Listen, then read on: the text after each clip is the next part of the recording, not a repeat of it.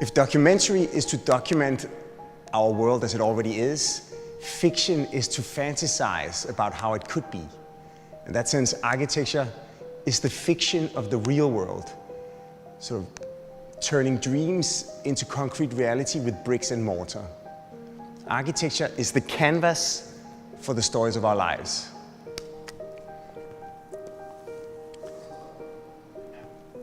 The city is never complete. It has a beginning, but it has no end. It's a work in progress, always waiting for new scenes to be added, new characters to move in. When I started studying architecture and told people what I did, the most frequently asked question was always, can you tell me why all new buildings are so boring? People had the idea that in the past buildings came with ornaments and decoration, moats, drawbridges, spires and gargoyles. Today they had been reduced to containers of space, boring and boxy.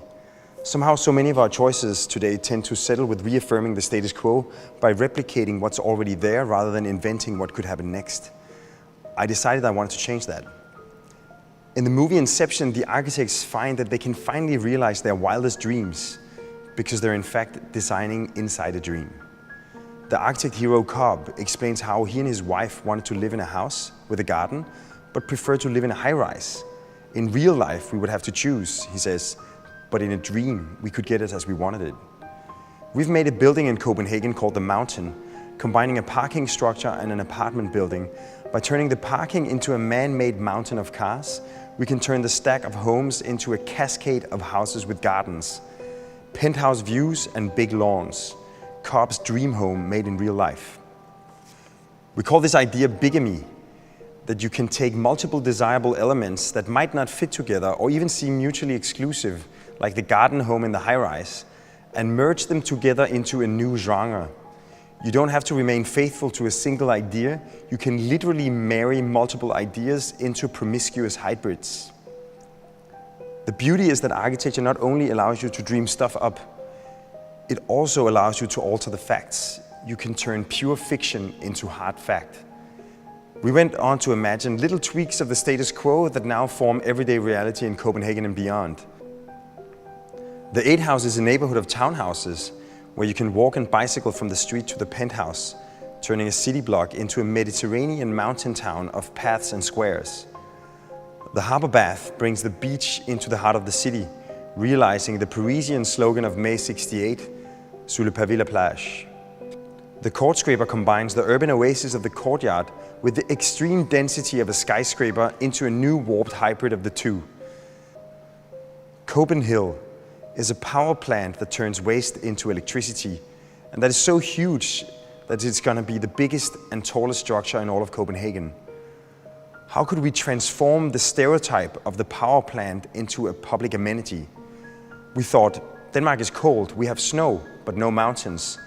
But we do have mountains of trash.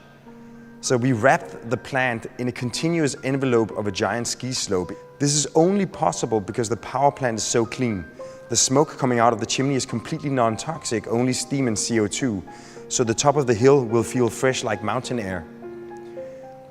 To completely alter people's perception of a power plant from a dirty neighbor to a public park, we designed the chimney to release its steam in puffs of smoke rings.